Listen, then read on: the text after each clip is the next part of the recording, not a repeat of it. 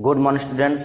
Class ninth में वही चल रहा था जो आपका topic types of connective tissue, संयोजी ऊतक के प्रकार। तो उसमें से 4 जो संयोजी ऊतक के प्रकार हो गए थे, तो ये 5वां पार्ट है, 5वां भाग है। तो इसमें आज हम आपको बताएंगे एरियोलर संयोजी ऊतक क्या होता है। ठीक, एरियोलर कनेक्टिव टिश्यू क्या होता है, इसके बारे में जानेंगे, इसका कार्य क्या होता है ये भी जानेंगे। तो वीडियो शुरू करने से पहले अगर आप हमारे चैनल पर नए हैं तो चैनल को सब्सक्राइब कर लें, बेल आइकन को दबाएं ताकि आपको वीडियो का नोटिफिकेशन मिल सके।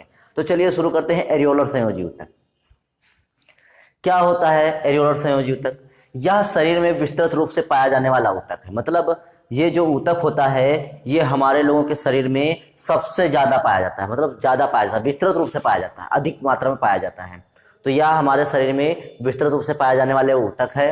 इसकी आधात्री जो मैट्रिक्स होती है, मोस्ट इंपॉर्टेंट काहे की बनती है, जेलेटिनस और कोमल होती है। मतलब इसके जो मैट्रिक्स होता है वो जेलेटिनस होता है और सॉफ्ट होता है, कोमल होता है। ठीक, दूसरी बात हो गई, सबसे ज्यादा इंपॉर्टेंट है कि एरियोलर संयोजी ऊतक पाया कहाँ जाता है। तो ये इंपॉर्टेंट है, हमेशा जितने भी कनेक्टिव टिश्यू पढ़ाए हैं आपको उसमें से ये चीज ज्यादा इंपॉर्टेंट है कि उसका मैट्रिक्स काहे का बना होता है और वो जो ऊतक होता है वो पाया कहाँ जाता है। तो ये 2 क्वेश्चन बहुत ही इंपॉर्टेंट हैं। तो ये ऊतक कहाँ पाता है? तो ये त्वचा, ठीक, जो हमारी स्किन होती है उसमें, त्वचा में, मांसपेशियों के बीच, जो मांसपेशियां होती हैं उनके बीच में, रक्त नलिकाओं के चारों ओर, जो रक्त नलिकाएं होती हैं उनके चारों ओर पाया जाता है, और तथा अंगों के बीच, जो अंग होते हैं, जो ऑर्गन्स होते हैं, उन ऑर्गन्स के बीच बीच में पाया जाता है। अस्थि मज्जा, और अस्थि मज्जा में भी पाया जाता है।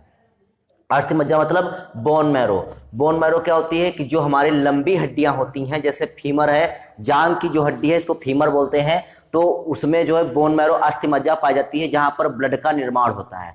ठीक, तो अस्थि मज्जा में भी एरियोलर संयोजी ऊतक पाया जाता है। तो कहाँ कहाँ पाया जाता है? त्वचा में, मांसपेशियों के बीच, रक्त नलिकाओं के चारों ओर और अंगों के बीच, और अस्थि मज्जा में पाया जाता है। तो ये इतने स्थान है जहां पर ये एरियोलर संयोजी ऊतक पाया जाता है। अगला आता है कार्य। तो यह ऊतक अंगों के भीतर खाली स्थान को भरता है। जैसा कि इसमें बताया गया है कि अंगों के बीच, मतलब अंगों के बीच में पाया जाता है, तो ये अंगों के बीच में जो रिक्त स्थान होता है तो उस रिक्त स्थान को भर देता है। तो यही इसका कार्य भी हो गया कि यह ऊतक अंगों के भीतर खाली जगह को भरता है। ठीक, दूसरा क्या है? यह आंतरिक अंगों को सहारा प्रदान करता है। देखिए, जो हमारे अंग हैं, शरीर के अंदर के जो अंग हैं उनके बीच बीच में ये पाया जाता है। तो जो भी कोई बाह्य आघात या कुछ भी होता है तो काफी हद तक ये उससे हमारी सुरक्षा भी करता है, और जो आंतरिक अंग हैं उनको सहारा भी प्रदान करता है। तो यही इसका कार्य हो गया कि यह आंतरिक अंगों को सहारा प्रदान करता है। ठीक, तीसरा कार्य क्या है इसका? कि अंगों की मरम्मत में सहायता कर, वो ऊतकों की मरम्मत में सहायता करना। जो ऊतक होते हैं, जो टिश्यू होते हैं, जब वो टूट फूट जाते हैं तो एरियोलर संयोजी ऊतक उनकी मरम्मत करता है, मतलब उनमें सुधार करता है।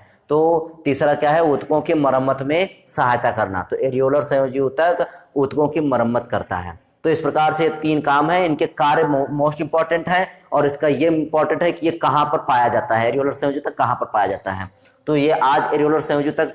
अब आपका हमें लगता है कि जो लास्ट टॉपिक बचा है संयोजी ऊतक के प्रकार में, वो 6ठा पार्ट बचा है, तो हम आपको नेक्स्ट वीडियो में उसको बनाकर संयोजी ऊतक के प्रकार समाप्त कर देंगे। ठीक, तो आज के लिए बस इतना ही। कल फिर मिलेंगे एक नेक्स्ट वीडियो के साथ, तब तक के लिए धन्यवाद।